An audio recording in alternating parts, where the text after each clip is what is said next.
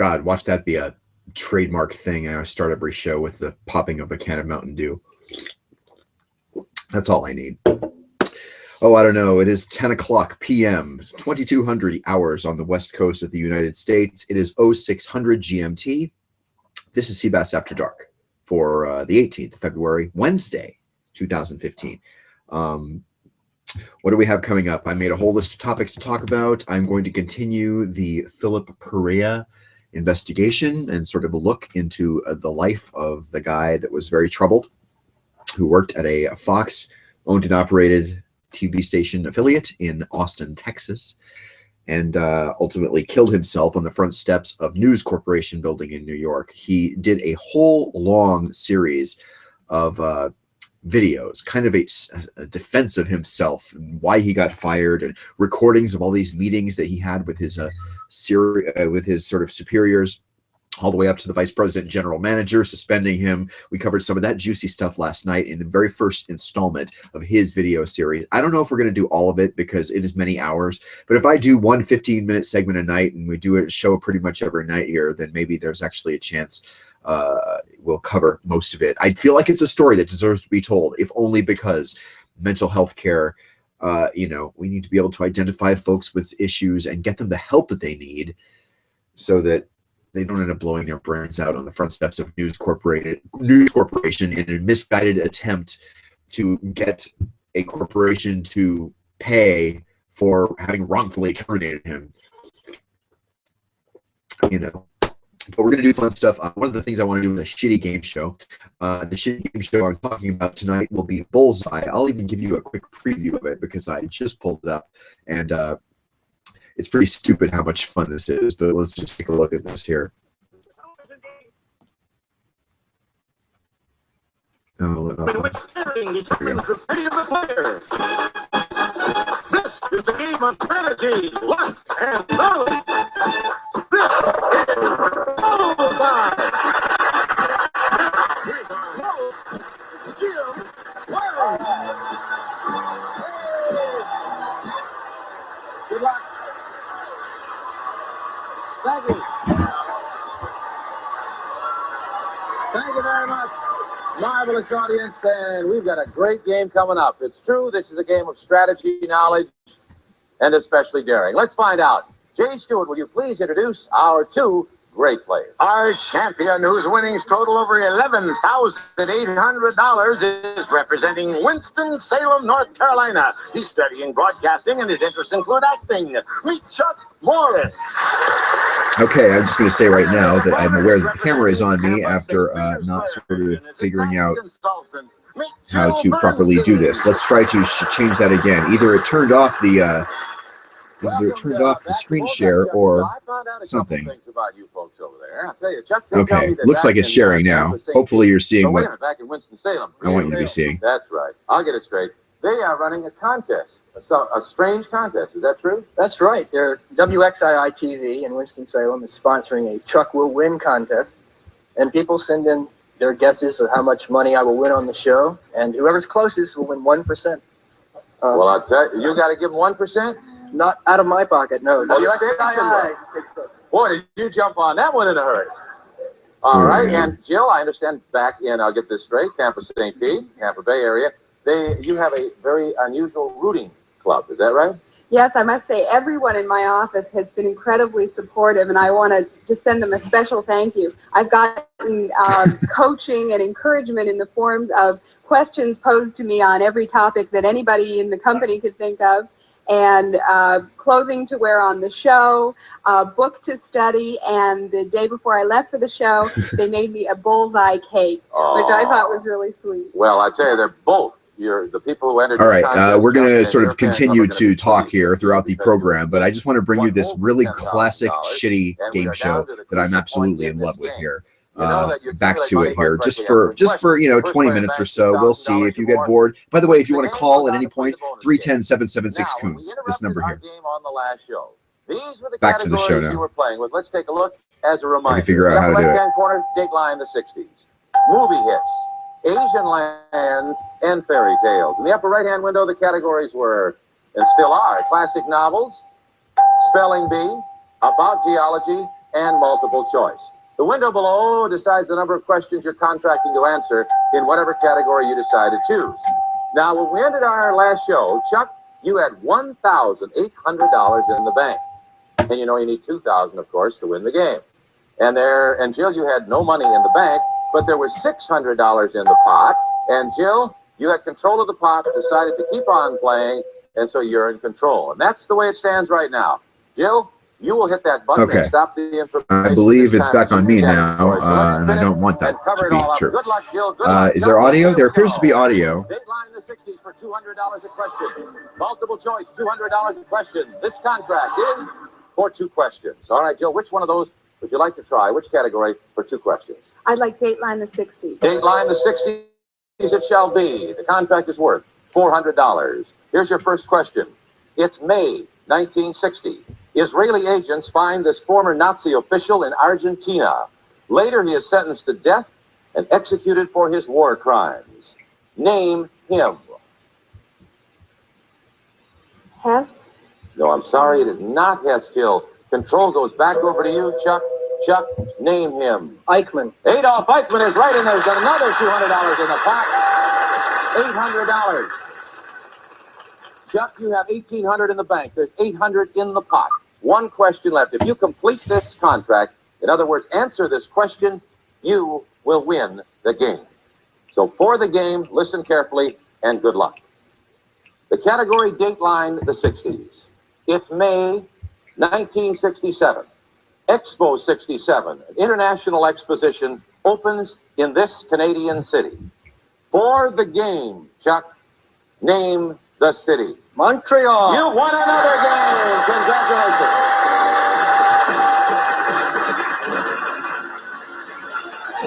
$1,000 in the pot over to Chuck for $2,800. That is added to his total. Well, Jill, we brought you back. You had a chance, and you did, I think, the logical thing. You kept control and left the money in the pot, but you couldn't think of Adolf Eichmann. Yeah. Got you again. However, you have a grand total in cash and prizes of $10,200 to take back to Tampa Bay. And once again, our love. Thank you very much, Jill. And now, Chuck, I don't know whoever guessed the amount you're going to win back there in Winston-Salem, but it's climbing because right now you have a grand total cash and prizes of $12,850. And it's time to play the bonus game. Are you ready? I'm ready. Let's go. We'll be back in just a moment.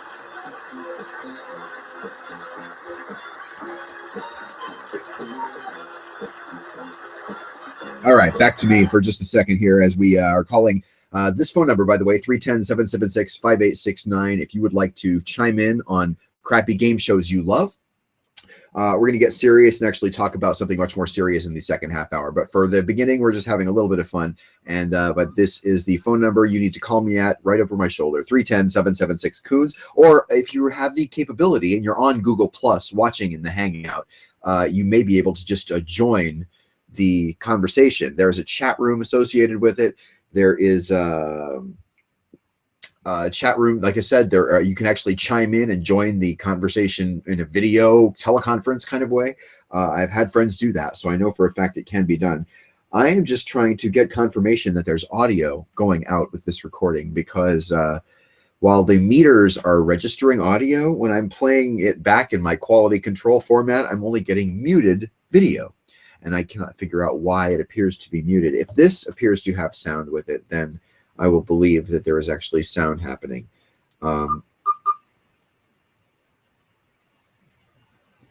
Here we go. Okay, we'll hit play here. And we will see. As I said, one of the most boring things on this show is to sort of watch somebody else messing with technology, and you're sitting there bored going duh, duh, duh. So let us resume the game show for now. We're going to watch him play the bonus round, which I always really enjoy. He has to stop those spinning things, and it's just so 80s and old school. 2 more for a grand total of 5, you're going to win something very special. What is it, Jay Stewart? Well, yeah, for your driving enjoyment, Chuck, you will win a brand new car. Yeah. 2 more games. Good luck. That's in the future. Right now, of course, you have a chance to make a lot of money in our bonus game. Behind those swirls are bullseyes, various amounts of money and behind one of them, some lightning is spinning. You stop them whenever you want by hitting that button. Whatever money accumulates in the pot is yours to keep. If you get 3 bullseyes up there, Chuck, 1 in each window, we will double the money you have in the pot, and we'll also give you these prizes. Jay Stewart. Chuck, you will entertain more thoughts of entertaining at home once you have these beautiful gifts for your dining room. First, Chuck, add the elegance of silver to your dining with this complete silver hostess set. Leonard Silver's complete hostess serving selection in heavy silver plate, featuring a 5-piece coffee set, punch bowl, champagne cooler, large serving tray, the sparkling touch for your next dinner party, furnished by Leonard Silver Manufacturing Company. God, do you love these prizes? That silver set? I don't even know. Like, this is... Rose collection by Quazel. Okay, Quazel. For any room in your home. Look at this lamp. If I can put it back up. Then, I missed the lamp, but check it out. Onto this great dining room carpeting. Soft, subtle, and beautiful, described Galaxy's most popular carpeting, Country Mood. Features 11 gorgeous colors, Scotch Guard, and the Anso 5-year wear guarantee. Only from Galaxy Carpet Mills. And finally, Chuck, we have this delicious gift for your dining room worth over $1,100. This stunning dining room suite. From Broyhill, a contemporary dining room that will bring years of enjoyment. This 7-piece group is highlighted with parquet doors and glass shelves in the lighted Curio china. The name Broyhill assures you excellence in style and quality. And Chuck, these prices are worth over $3,050. All right, all we need are 3 bullseyes, Chuck. Win the bonus game. You get over $3,050 in prizes, plus double the money in the pot. However, you know, should lightning appear. We don't want that because then you lose all that you have in the bonus game. Okay, we want bullseyes. We want money. The wheels are spinning. Spin number 1. Let's go. Come on, bullseyes. Bullseye. Here she comes. Come on. There's $100. Bullseye. $200. How about a bullseye? $400. All right, no bullseyes, but lots of money. Now, you started out. You have $400. Your choice comes now. You can be daring and go for your second spin, or you can take the $400 and walk away. What do you want to do? Spin it. Spin it again. He's going to go for a second spin. All right. All right. You understand, of course, that somewhere up there's lightning. We don't want that lightning. You have 400. Let's add. All right, let's add to it, or else get some more bullseyes. Good luck. Spin number 2. Here she comes. Come on, bullseye. You have $500. More money. $700. Come on, bullseye. $900. Whoa. Now, as I said before, standing here on Bonus Island, as the money gets higher, the decisions get tougher because somewhere back there, you know, there is lightning. You can take $900 and walk away, or you can be daring and go for your third spin and try to add to the money. Spin again. You're going to go again. All right. You're going to go again.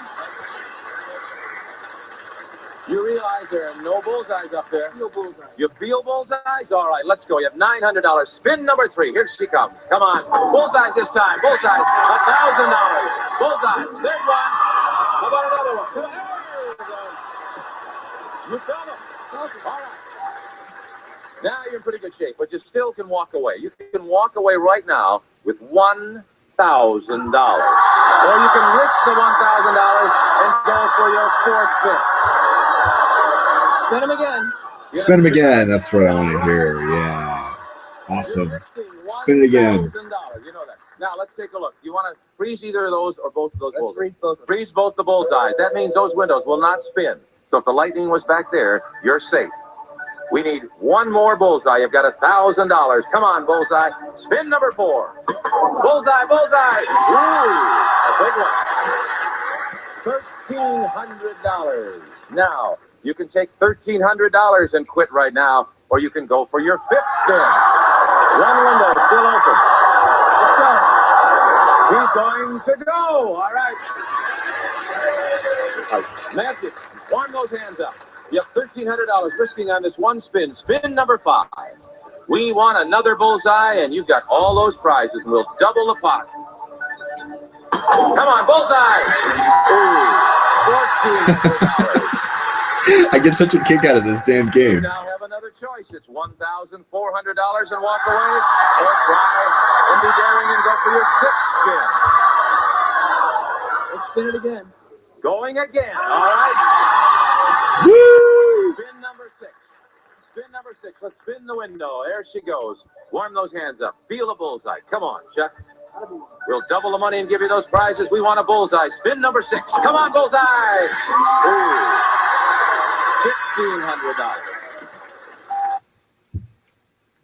All right, they got $1,500. It's only in one of them. You can walk away with $1,500, or you can try for your 7th spin. And I want to tell you something. If you spin 10 times without being struck by lightning, we will give you the prizes, plus $5,000. All right? Now, that's an added incentive. You have 4 more spins to reach that point. Gotta play the odds and spin them again. He's going to go. He's going to go. All right. Spin number 7. 4 more spins for the prizes and $5,000 or a bullseye. We want money or a bullseye. Come on, Chuck. Bullseye, bullseye. Ooh. $1,800. You can take the $1,800 and quit. You can go for your 8th spin if you want to. 3 more spins and you've got $5,000 in the prize. Give us a call, by the way, 310-776-COONS. That's 310-776-5869. We'll take your calls after we finish our game show fun here. Back to the show. Now and give you those prizes. Come on, money or a bullseye. Come on, bullseye. Ooh, $1,900. That's a lot of money. Is it going to be walk away with $1,900 or risk that money and go for your 9th spin? He's going to go. You're going to go. All right. 2 more spins and you got it all. Or you got it all if you can hit a bullseye. Come on, spin number 9. Come on, bullseye. Ooh, $2,000. Now we're down to a very important moment. You have $2,000. That's real cash. You can walk away, or you can risk that $2,000 and go for spin number 10. In spin number 10, if you get the bullseye, we'll double the money and give you the prize. If you get some more money, we'll give you $2,500, or rather $5,000 in all the prizes. But you know what happens if lightning comes. All right? You think about it, because it's a big decision. Will he go for spin number 10? We'll find out when we come back. We'll find out right after this. I think the commercials are pretty much edited out of this, yes. So. We have for Chuck and for me, and I hope for you too. Chuck, you have spun 9 times. You have not hit lightning yet. You have spun 9 times, and we've told you if you spin 10 times, do not hit lightning, we will give you $5,000 and the prizes, which is a total of $8,050 cash and prize to bring your total to $20,900 on one spin. Or you can right now walk away with $2,000. Are you going to risk the $2,000 and go for your 10th spin, or are you going to quit? I'm going to spin. He's going to go. All right. It all boils down to this. If money comes up there, you got $5,000 in the prizes. If bullseye comes up there, you've got $5,000 in the prizes. If lightning comes up there, you got nothing. All right? To bring your total to $20,900, we want a bullseye or money. Spin number 10. Come on, Chuck. Come on. Wow. Good for him.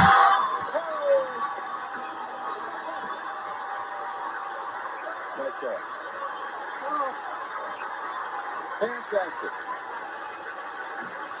Well, Chuck, you were pretty brave. We talk about daring, and you were daring because that lightning could have popped up at any time. We don't know where it was, and maybe you were safe and maybe you weren't. Let's spin the information up there and see where the lightning was and not cover it up. You were safe. All along, you were safe. But you didn't know that, obviously. That's the beads of perspiration on my forehead there. You now have a grand total, cash and prizes, and they're going to be proud of you in Winston-Salem, $20,900. Not bad. And a chance to meet a new player. Are you ready? I'm ready. Well, take your spot as our champion, Chuck. And now, Jay Stewart, will you please introduce our new challenger? Jim, he's a Lieutenant JG in the Navy, stationed at Miramar Naval Air Station. His interests include flying, traveling, and writing. Meet Dale Merlin. Welcome to Bullseye, Dale. Nice to have you here, sir. Lieutenant JG, is that what he said? That's right. How long have you been in the Navy? It's about 3.5 years now.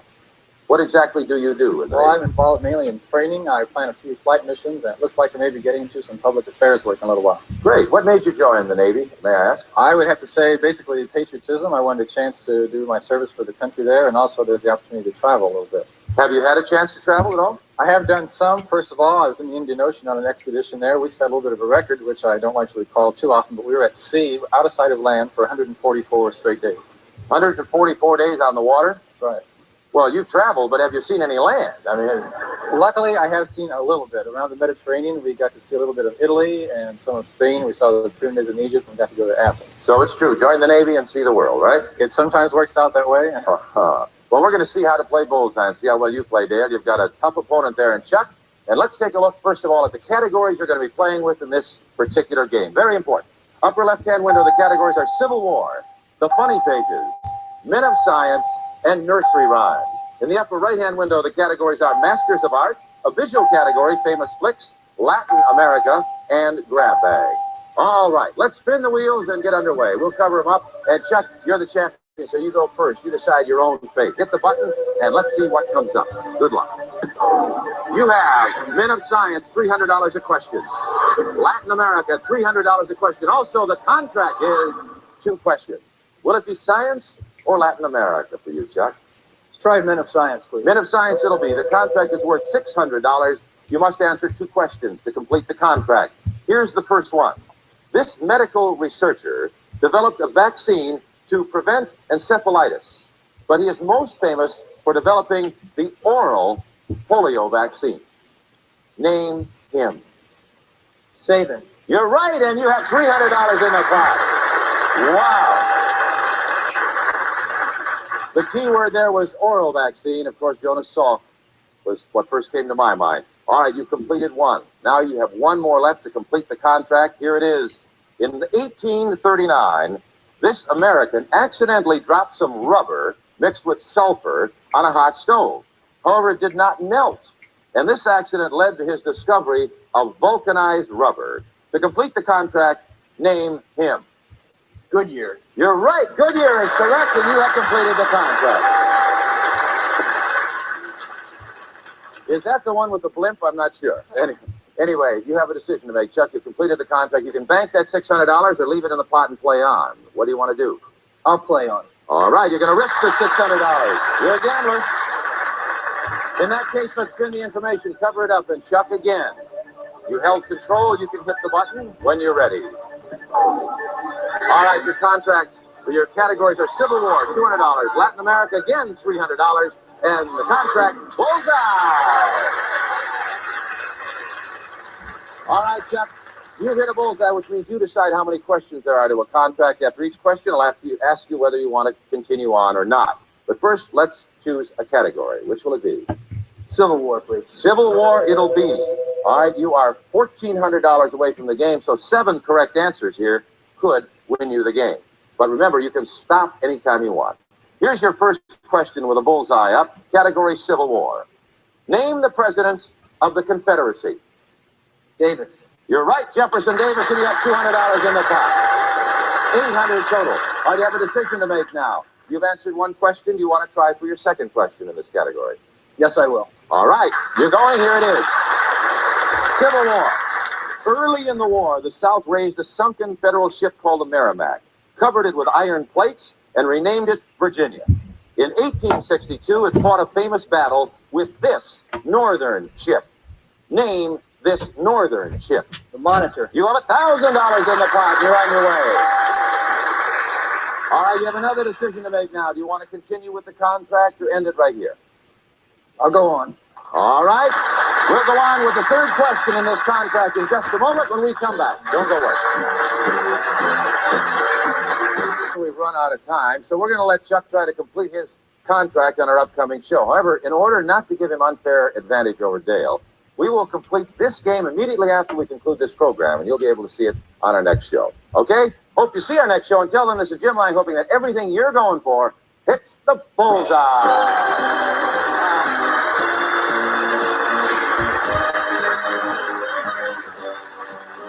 .com and submit your I'm photos sorry. and I am information. absolutely a sucker for old game shows of that era. I just find it absolutely, delicious to watch that stuff. Those hairdos, the trivia, the production value, right? I mean, if you look at that show with those spinning weird wheels that, so help me, I'm such a geek. I actually ran onto the internet and looked up like there was a blog entry or some kind of page on the web written by somebody who had known somebody who created that set and that, exactly how those things operated, that they knew the company that created the swirling, sparkly animation when they were spinning the wheels. There were no wheels. It was actually like rear projected, slide projectors, I think, that were rotating around with prices or whatever they were. And then some of them had like two parts to each circle. Anyway, a bunch of blah, blah, blah geek stuff. But, the old fashioned technology that they put into that, like the board that runs on Press Your Luck. Oh God, now I'm going to have to show you, just to get a look at the board. We're not going to watch an episode of Press Your Luck, but Press Your Luck, just old game show. Just like, can't I see just an old game show of it? Yeah, let's just watch an episode here just for a couple of minutes, and you'll see the board, and you'll see why I get so excited about it, because this technology is like insanely old school technology. How did it even ever work? Down to $5,000 Michael. 57.39 and Cheryl's position in the game. A lot of money at stake. Stop at Hong Kong. All right. A trip to Hong Kong, Scott. Who's the champion, Kathy or Michael? All right, we're going to watch a couple of minutes of this. Hang on. Michael pulled it out by $400 over Kathy. Congratulations, Michael. Today, these three players are after big bucks, but they'll have to avoid the weather as they play the most exciting game of Television City in Hollywood. It's time to press your luck. And now, here's your host, the star of Press Your Luck, Peter Tamarkin.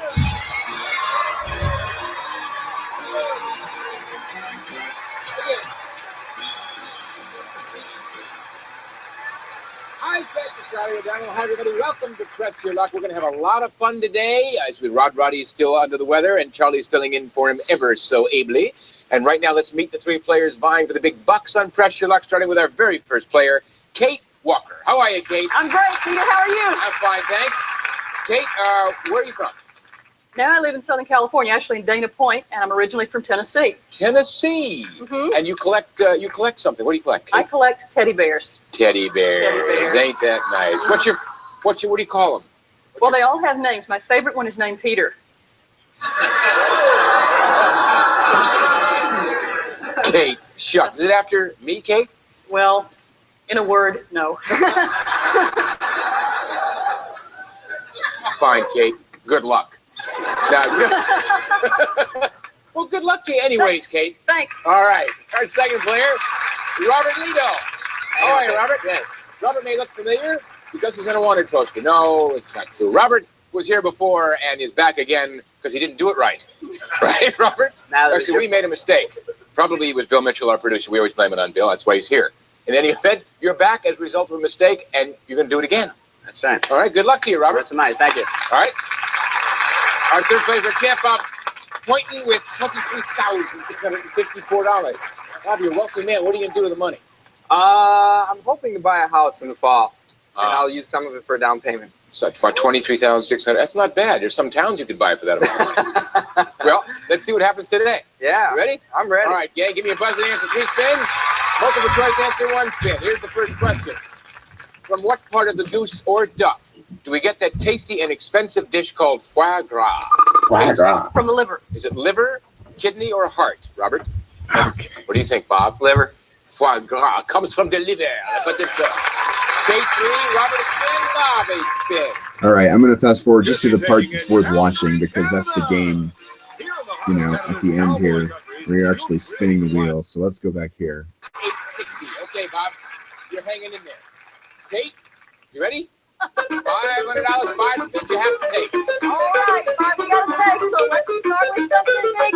Stop 1,000 in a spin. 1,500. Second place. 4 spins. Here we go. Let's see if we can double that this time. Stop. Stop at 1,400 more. That's 1,900. Moving on up the 2,900. 3 spins. Sorry, 2,900. 3 spins. All right. Big bucks. Big bucks. Stop. Stop at a 750 in the spin. Just avoided the whammy.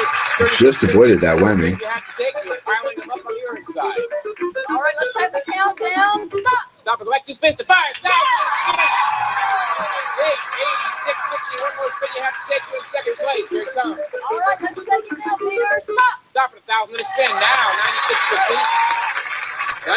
96.50. 96.50 gives you about 5,000 less than Robert. You have 10 spins. You can press or pass. Lot, Peter. Yes. A lot of spins.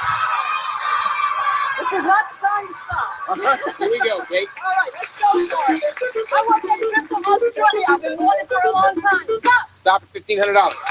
That is 11,159 spins. Press or pass. About $3,400 separates you and Robert. 9's too many to give away, Peter. I'm All going to right. keep going. Here we What go. can you say? Go for it. Stop. Stop at 1,500 in a spin. That's 12,659 spins. 8. That's the pass. You're giving up on Robert. There's about $1,900 separates the two of you.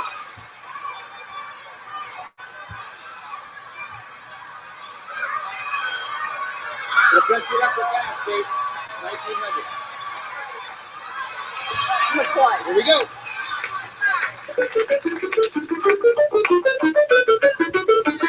Stop. Stop and go back to space to 5,000. Okay, that's $17,650. That's been hit 3 times today. You're passing 9 spins. Okay, Peter. 9 of them. Nothing I can do but keep on spinning. Let's go. Stop. Stop at 500 a spin. That's $15,000. 8 spins. Here we go. Let's go. Let's go. Stop. Stop at 1,000 a spin. That's $16,000. 7 spins you have to take. Here we go. Let's go. Let's go. Come on. Just give me some money. Stop. Stop at roll top desk. Good as money. All right, so yeah, blah blah blah. I mean, if we want to continue watching, we'll just watch the last couple minutes here. $1,618. $17,618. 6 spins you have to take. Here we go. Spins. Let's go. Let's go. Come on, Summer. Don't let me down. Stop. Stop at $1,400. All right, 19,018. 5 spins. More. Here we go, Let's Robert. go. Let's go. Stop. Stop at 1,000 a spin. 20,018. 4 spins. Here we go. One more. Keep on going. Keep on going. Stop. Stop at 3,000 a spin. 22,000. $18. You want to roll, Robert? You have 3. You have to More. fight Come off. Here on. they Let's come. go. Okay, so as we go on with this show, and I'm going to leave the sort of video up, and I'm going to mute the audio, because if you're looking at this and you're listening to me talk, you're seeing what I'm seeing, and what you're seeing are these little squares all around in a large rectangle, kind of, with the square in the middle for the video. And these squares are changing all at the same time. If you've ever seen the Michael Larson scandal, you know that there was that guy who figured out the blink pattern of the little flashing square that goes around. If you do it right, you watch the right square, you can know 5 blinks ahead when it's going to hit the big bucks. And the guy did it to the tune of like $100,000 or more. It was really quite something, and he did it within the rules of the game, and he just learned the board had a weakness, and he learned the weakness, and he figured out how to play it. They made it later so that they changed at different times, and the blink patterns were much more randomized in the later years of the show, or later episodes of the show. But if you look at the board, I'm fascinated by this technology, much the way I'm fascinated with the technology in this board right here. You know, see, they're all changing at the same time, right? And that square is blinking all around. Well, the one guy, Michael Larson, figured out the blink pattern so that he could always hit the money and never hit the whammy. And so it's, this is a very compelling show, I feel like, given how kind of, 80s it is. It's still a really good show. I think that's, illustrated by the fact, or sort of, you can tell that's true by the fact that they remade the show later to kind of update it to the 21st century as a Game Show Network original show. But what I'm going to show you now, and now that you've seen that show, let's take a quick look at the preceding show. We're not going to watch much of this at all. Not Whammy. That was the one that came later. Second Chance Game Show. And let's just see here. Let's see. Okay, here's the pilot. It's really bad. I'm bringing the audio up for this. last chance.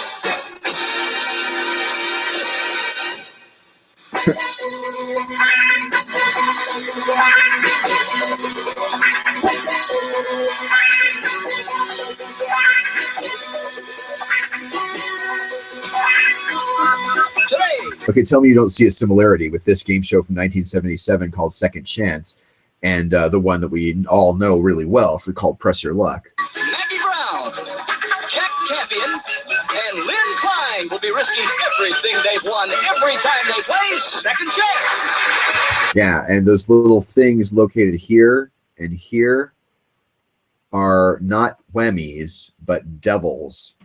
You hit the devil, and oh, you lose all your money, very much like you hit the whammy in the later edition of the show. It was created by the same show creators, and you know, anybody who's a game show geek like me has seen that pilot. I think they may have even made a half a season or a season worth of those. Not very many exist, I don't think. In fact, let's just read off of Wikipedia really fast. Second Chance by Bill Carruthers, presented by Jim Peck, and narrated by Jay Stewart of Let's Make a Deal fame, also Sale of the Century. American game show from March 77 to July 77 on ABC. So yeah, there were episode status. Let's hit this thing. Most episodes of Second Chance have likely been destroyed due to network policies of the era.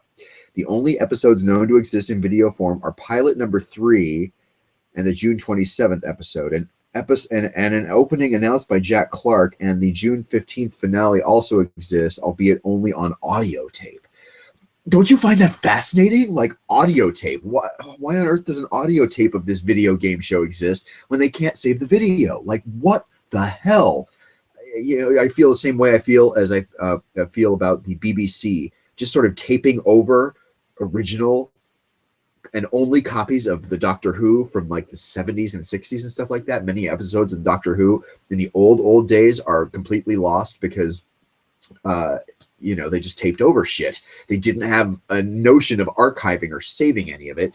And to this day, there are episodes of Doctor Who that cannot be found. Now, what's interesting is whole sections of those holes, you know, there's many holes in the kind of continuous series of Doctor Who, but several of those holes have kind of been filled in by finding, what was it? There had been some kind of TV show exchange with, and I could just be looking this up rather than telling it to you from memory, but there was a TV show exchange between like BBC and Nicaragua or Argentina or something. And like they found almost an entire season of Lost Doctor Who sort of on some kind of kinescope, or I don't know if it was kinescope or like weird videotape of the 60s, some format that no longer exists. We'll delve into that at some point when I talk more about this. We're kind of halfway through the show, actually 2/3 of the way through the show.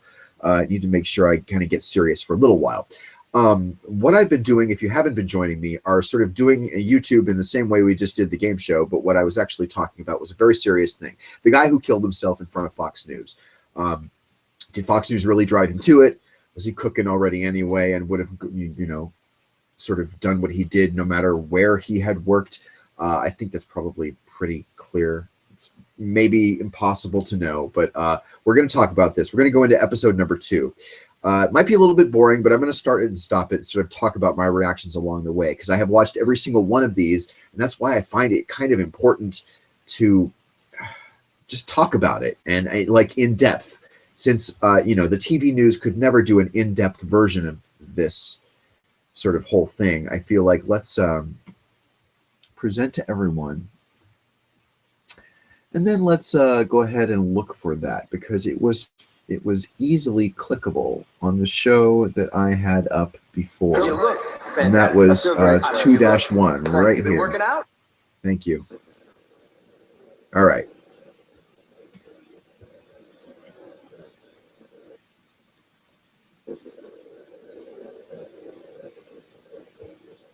Hello again. I'm glad you decided to continue watching this series, The American Workplace Bully. This installment is well, it's horrifying, and I will admit I haven't listened to the audio since it was recorded last January.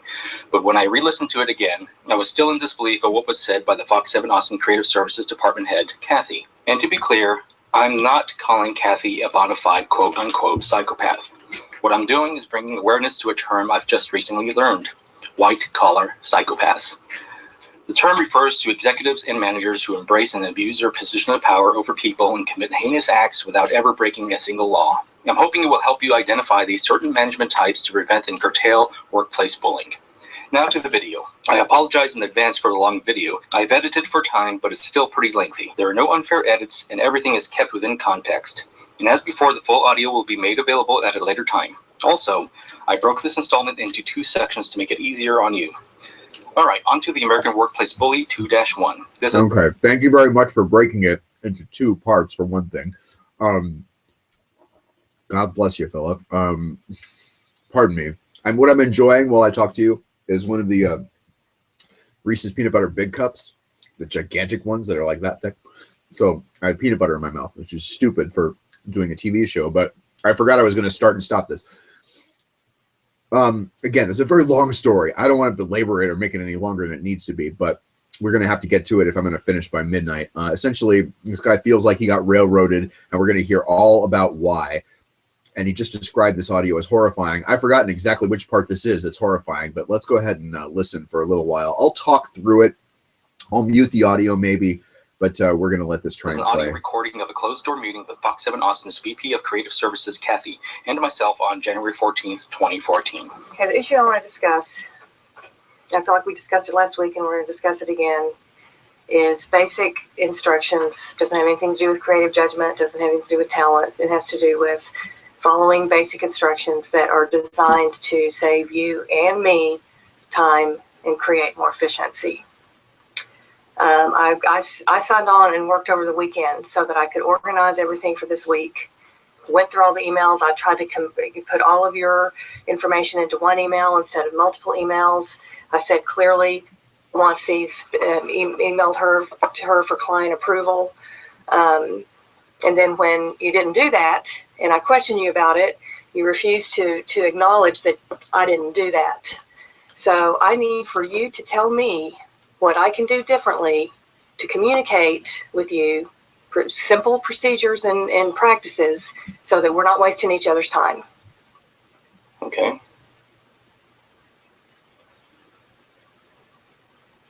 All right, well, I don't know what you want from me, really. I want you to read the email and digest what it says and follow the direction. If I'm not communicating via, that's not the best way to communicate with you, then you say, Kathy, I don't read emails. That's not the best way to communicate with me. We need to have a discussion instead of an email. Then we'll have a discussion. And then, but then that's going to require scheduling an appointment. I've spent way too much time thinking about this and worrying about how to deal with it. Well, this whole interchange of the email was just taken out of way out. Okay, okay.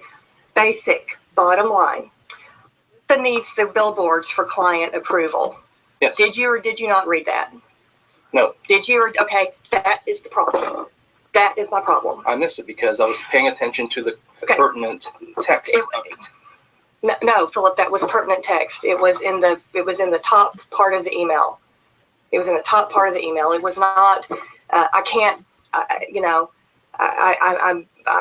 sorry. That's not a good enough. That's not a good enough answer. You have to read the email and you have to take your own notes, or we have to have it. Again, you tell me. How can you avoid? How can we avoid that?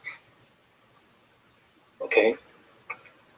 Like I said, I've remedied the situation. I went back. That's not the point.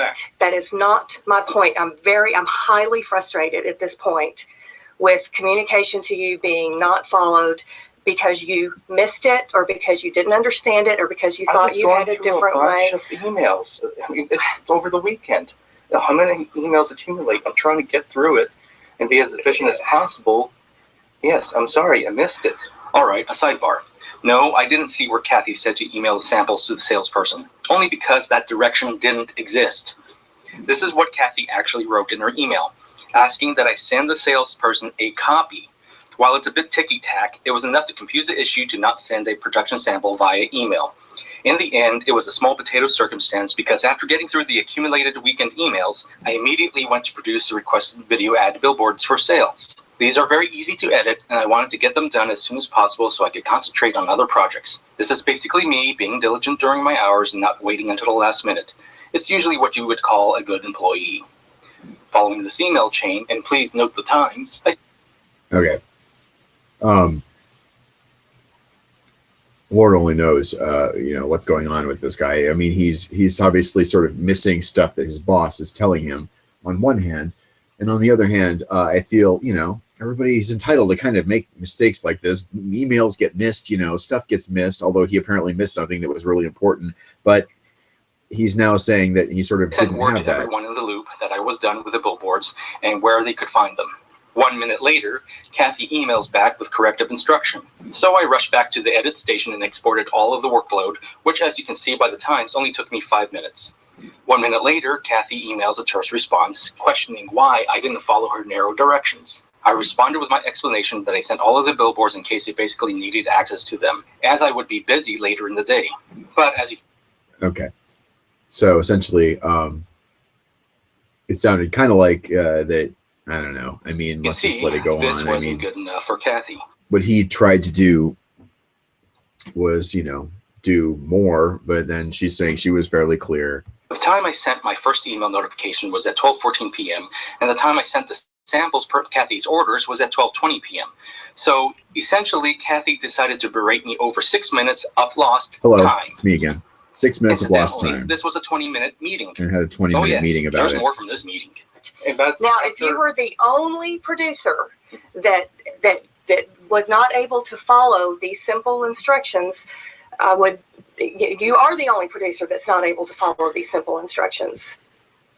Kathy, you're getting, this is a molehill you're making into a mountain. No, it's a pattern that's diminished. It's a pattern of not following simple procedure and direction that is beginning to take a toll on my time and is causing you to be less efficient, which is a bigger issue in your performance altogether. So I'm asking you how to better communicate .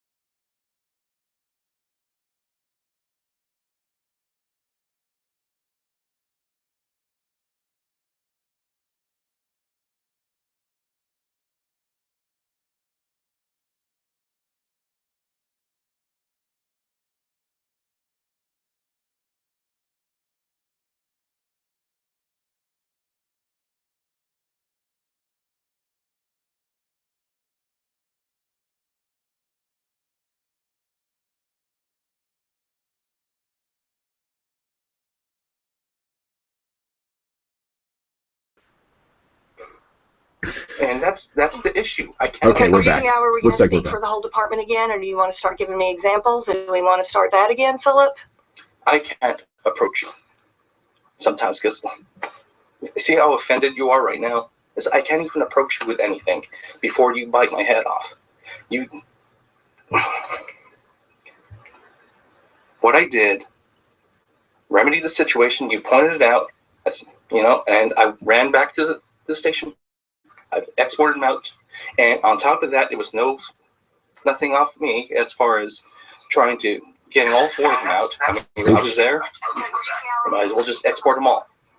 Show some initiative just in case they wanted the other ones. Because you also mentioned, you also asked the other salesperson if you don't know if she wanted it or not. Then what I would expect you to ask, hey, did you hear back from Does she need them too? And from that last line, you can see how any answer you give to Kathy is going to be a wrong answer. Well, here's the problem, Philip. And again, I'm going to let this play while it's muted because I want to make sure I'm being efficient. And, you know, he kind of goes on at length about a lot of stuff. But I feel like, you know, it's not the point she's saying. The point is she's giving him directions that he's missing. And I believe he plays the ADHD card. I am extremely busy, and I am certainly too busy to be sitting here having this discussion with you about this issue. But to me, it has become a big enough issue that we need to have a discussion. And when you sit there and say everybody's afraid to talk to me because I bite their head off, then do we need to go to HR and have another investigation into me and how everybody thinks I'm biting their head off? I expect, you know, I'm asking you to help me remedy the situation, the difficulty I'm having communicating with you. And I'm asking you to tell me how I need to relay the details of the project more efficiently to you. Just a quick note, this was a month after my first write-up that initiated an investigation into the immediate supervisor, Lorena, not Kathy, as she stated, which is a Freudian slip on our part indicating she believes I attacked her profession when I only made formal complaints about Lorena. Okay, skipping past the redundancy, Kathy... I don't even think Freudian slip means what he seems to think it means. ...will reveal a truth about me. I mean, I can go back and find all these, Philip, and I'm asking you to help me communicate with you better so that we don't have these issues, because I feel that there's a pattern that has developed of just basic... But when that footage wasn't there, I notified Lorena. Had I known it came directly from you instead of... Well, I'll go find where it did come directly from me. Okay. Okay? Had I known it came directly from you. Okay, but it did come directly from me. Had I known that, I would have come to you. Well, then, but it's another detail that you missed out of the email. Well, you do know I have ADD, okay? And I'm asking you how I can communicate with you better so that you can remember things. You have to accept the fact that sometimes... Ouch. Sometimes I don't. I miss particular details. That's not going to fly. Trying to be difficult. I'm not trying to be. I am willing to work with you, Philip. Okay. However, you are expected to perform at the same level of the other producers in the department, and you are expected to take... Now, here's the thing. On one hand, initially, I felt kind of like, yes, I feel like he is being picked on by this, like, lady boss. But the more I listen to it, and the second time and third times now that I've listened to it, it's like, oh, God, he was really in the wrong. And, you know, the way that he's presenting this makes it seem like this is evidence that he's being, you know, railroaded, and evidence that he's being, you know, persecuted. And, you know, claiming the ADD card when he basically just fucked up is not, you know, playing the ADD card is not a good idea. I've had these disorders ever since I was a child. You can tell by how disrupted my speech patterns are when I'm talking. Sometimes I do the backwards Yoda speak. Also, I'm very forgetful as well. These disorders have ravaged my mind for years, and I didn't find out about it until I was diagnosed in 2008 and 2009. I try not to make it an excuse, but sometimes it does have a prohibiting effect. All right, on to the next section. All right, for that email for yesterday, where you want me to get, because you're talking to so many different people, and probably skipped all that because I thought you were talking to other people. And I was going directly to the copy, which was where my focus was. So probably the best way is just to highlight it. Just highlight that line. Is it reasonable for you to print it out and read the whole thing and highlight your own information? In other words, I don't know that I'm going to be in a position where I can highlight, but then a lot of times there are things in the email that pertain to you that you need to know. So can you print it out and highlight it? How about preface it with Philip?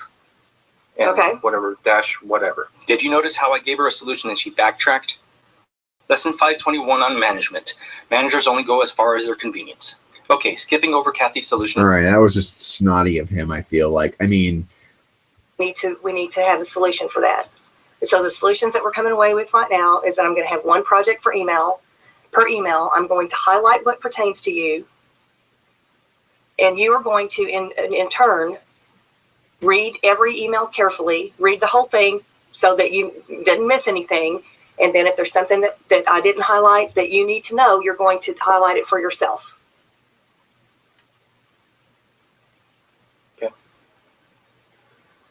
Is that a reasonable first step toward solving this situation? Yeah. I mean, you know, again, regardless of what your situation is, regardless of anybody, everybody has to perform at a certain level of productivity. When we get these two, yeah, and I just feel like this. You know, he just needed to say, "I messed up. I'm sorry. I will work harder. I'll try not to let it happen again. I won't let it happen again. Whatever." For productions, except for that we are using to cover for sales. Yeah. Okay, and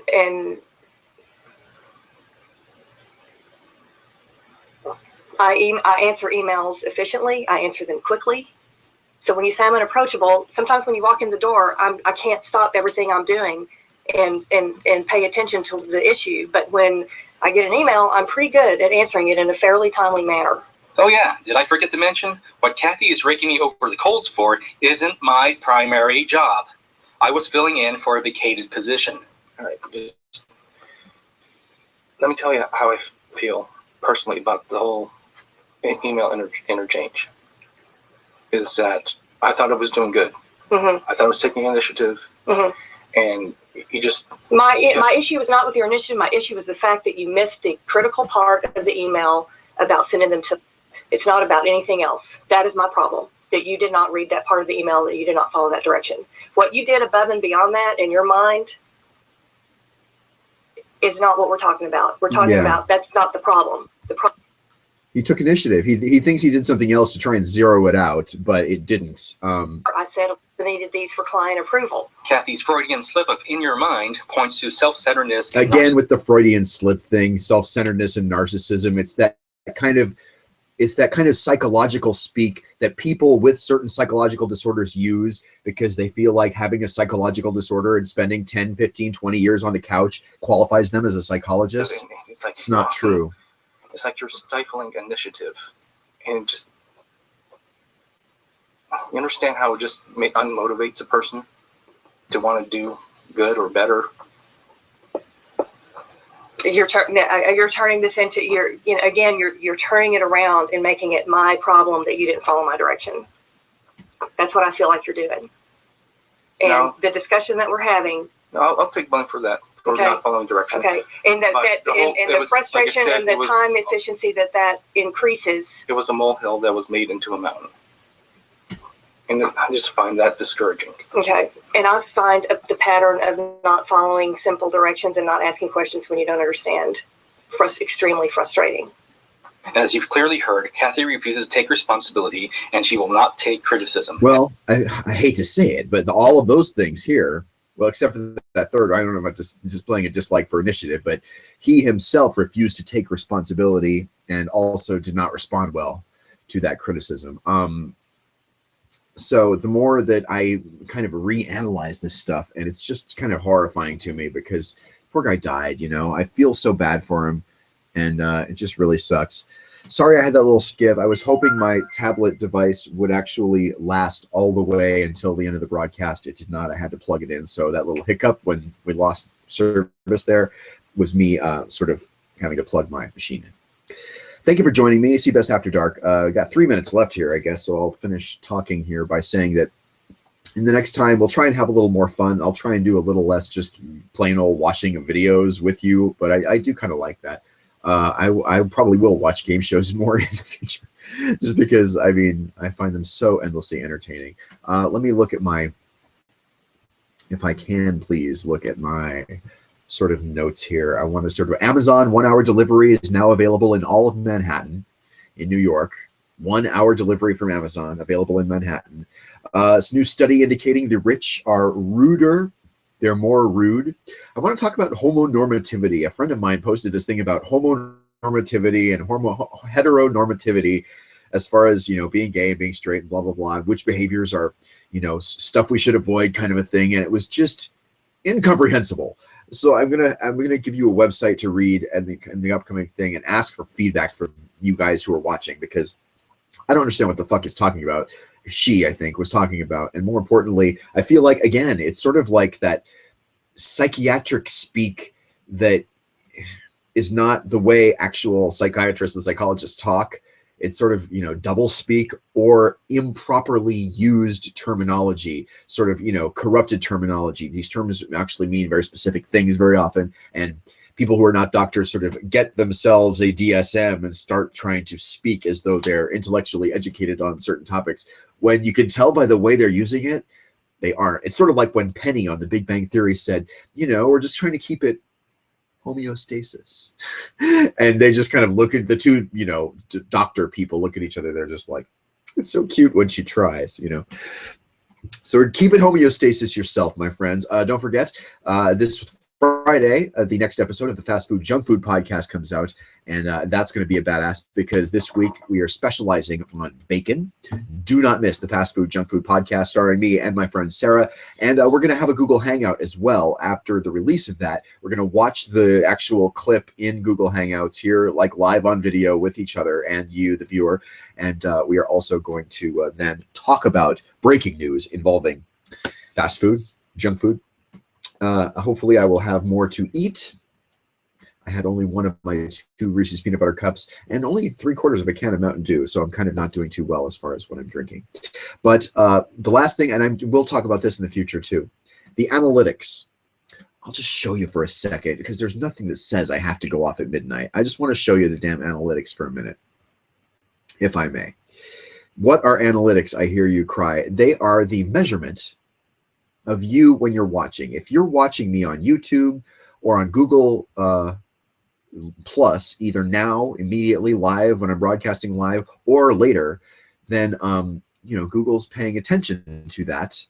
And check it out, because I'm going to show you some of the analytics available from Google. And if you haven't checked this out on YouTube, or what am I doing here? I need to go to my studio.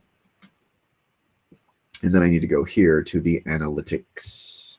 And you will see these graphs. And it has all completely customizable information. Like for the past 28 days, from January 20th through February 16th, my number of views, the number of videos that have been clicked on in my repertoire is up 66% compared to the previous period. And it's at 1,534. Over here, the estimated number of minutes watched has been increasing steadily. It used to be about the same as the number of views, so about 1 minute for every person who clicked on my stuff. Now, it is more than double that. In fact, it says it's up, 116%? Number of comments is increasing. If we check here, actually, my top 10 videos of the past 28 days, and what I love is that I got 2 of the episodes of the Fast Food Junk Food podcast, one of them at Jack in the Box, the other just sort of a really good episode. And the number of minutes, if you organize this list by the number of minutes watched, what you get is my Fast Food Junk Food podcast, 2 15-minute segments of it that top that list. 314 minutes worth of that episode, 2.3 that have been watched. 240 minutes. What is that? That is exactly 6 hours, isn't it? No, 4 hours. Sorry, 3 hours, 59 minutes of the Jack in the Box thing. 4 hours worth of people in just the 28 days, 4 weeks. 54 people have clicked on it, but they've watched a lot. I find going through this stuff fascinating. You can adjust these graphs. You can see the geographies of where people have watched. You can see the male, female, gender, if enough of them watch. You can see all kinds of amazing information, and I just feel like, God, if that's not something worth exploring and checking out with you, the viewer, I mean, I'm not lying. I'm not here to deny that I'm working on getting views. I'm trying to become a better webcaster and broadcaster and, at least throw my hat into the ring that is internet content. People are clearly interested in good stuff, new stuff, stuff that's not rehashed, stuff that's not remade old ideas or just reruns of the old stuff. I love watching Star Trek reruns until the cows come home. But there's got to be a little something new. And goddamn it, I'm a 20-year news veteran, and I have a sense of what's good to talk about, what is important to talk about, what hasn't been talked about but should be, and just sort of odd news, weird news, stuff that interests me. And when I feel like watching a goddamn game show from time to time, we can do that too. I take requests. The only thing is, and here's what I learned last night, is when I tried to do certain comedy videos, certain stuff that's copyrighted and sort of flagged as copyrighted will not go through. They have algorithms that detect when you're playing something, either music or, in my case, it was a comedy video. So you got to be careful about the stuff. Like if it's old, obscure stuff like those game shows I watched today, I feel like it's not any problem. And Google Hangouts will not terminate. But at any rate, thank you for watching. It is now officially going to be, in about 55 minutes anyway, it will be officially Thursday on the west coast of the United States. And it is right now 0704 GMT. Make it a great morning if you're in London, a great afternoon if you're in, like, what? Western, I guess Eastern Europe, I'm trying to say. And get to sleep if you are on the west coast or anywhere within the contiguous 48 states. And go shovel some snow, because I understand there's lots of that going on everywhere but the Southwest where I am. Make it a great night. Thank you for watching. And hey, be good to each other. We'll talk to you tomorrow on cBas After Dark.